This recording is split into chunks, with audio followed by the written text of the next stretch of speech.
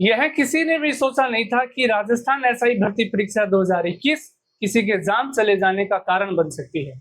दरअसल भरतपुर के बल्लभगढ़ के 30 वर्षीय राजेंद्र सैनी ने सोमवार को रात 8 बजे दौसा में एक ट्रेन के आगे कूदकर अपनी जान दे दी है।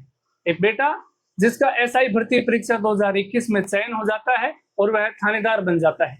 एक बेटा जिसके पिता अक्सर बीमार रहते हैं, बूढ़ी माँ है और उन पर उनकी बहनों की शादी की जिम्मेदारी थी। एक ऐसे बेटे ने अपने सपनों को ट्रेन के आगे कुचल दिया।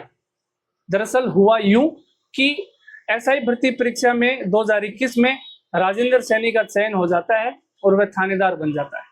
इसके कुछ दिन बाद जब पेपर लीक का मामला सामने आता है, तब से राजेंद्र सैनी परेशान रहने लग जाता है और कुछ समय बाद जब हाईकोर्ट ने इस भर्ती परीक्षा को रद्द करने का फैसला लिया, तब तो राजेंद्र सैनी और भी ज्यादा परेशान रहने लगा।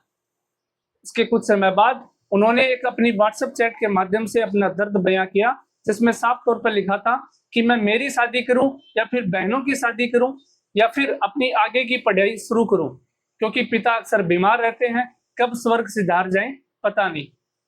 इसके कुछ दिन बाद ही राजेंद्र सैनी ने दौसा में एक ट्रेन के आगे कूदकर अपनी जान गंवा दी। इसको लेकर उनके परिवारजनों ने तब से ही दौसा की अस्पताल के बाहर अन्य चयनित थानेदारों के साथ मिलकर धरना प्रदर्शन किया, जिसमें उनकी मांगे थी कि राजेंद्र सैनी को शहीद का दर्जा दिया जाए, उनकी पुलिस से सम्मान सहित अंत्येष्टि निकाली जाए, परिवार को 5 करोड़ रुपए का मुआवजा दिया जाए और एक सरकारी नौकरी दी जाए। इसके अलावा सिर्फ विधायक रविंद्र सिंह भाटी, दौसा के सांसद मुरारीलाल मीणा और दौसा के विधायक डीसी बैरवा ने भी सरकार से उनको उचित न्याय दिलाने की मांग की थी। और अब 45 घंटे तक उनके शव को मोर्चरी में रखने के बाद और 31 घंटे धरना देने के बाद बुधवार को शाम 5 बजे उनके परिवारजनों ने एसडीएम और एडिशनल एसपी द्वारा भेजे गए मुआवजा संबंधी प्रस्ताव पर अपनी सहमति दर्ज की, जिसमें यह साफ तौर पर लिखा था कि उनके परिवार को 50 लाख रुपए का मुआवजा दिया जाएगा, एक अनुकंपा नियुक्ति दी जाएगी और राजेंद्र सैनी की पुलिस से सम्मान सहित अंत्येष्टि निकाली जाएगी। तथा साथ ही उसमें यह भी लिखा था कि अस्पताल में धरना देने वाले किसी भी व्यक्ति के खिलाफ कोई मुकदमा दर्ज नहीं किया जाएगा।